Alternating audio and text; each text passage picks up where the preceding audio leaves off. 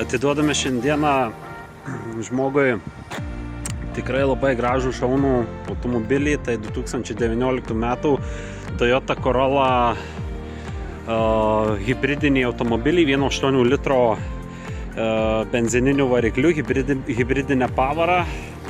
Tai tikrai norėčiau pasidžiaugti, kadangi tokių automobilių taip pat labai sunku atrasti.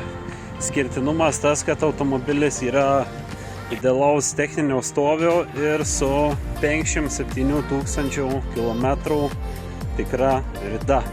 Žinoma servizo istorija, tarnautas Toyota centre, priekinė automobilio dalis, salonas realiai visas yra kaip naujas, vairas koks gražus, pavarų svirtės, sėdynės kaip naujos, niekas nesutrinta, nenutrinta, nesulaužyta. Automobilis buvo parvykęs iš Danijos po auto įvykio. Pakeistas yra priekinis dešinys sparnas, priekinio bamperio taip vadinamas lukštas.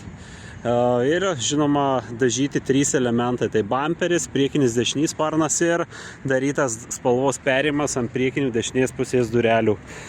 Taip pat keistas ir žibintas yra. Viskas suremontuota originaliomis detalėmis, remonto kokybė atlikta visa labai kokybiškai, tvarkingai. Tai kągi šiandieną šis nuostabus gražus automobilis išvyksta į Panevėžį.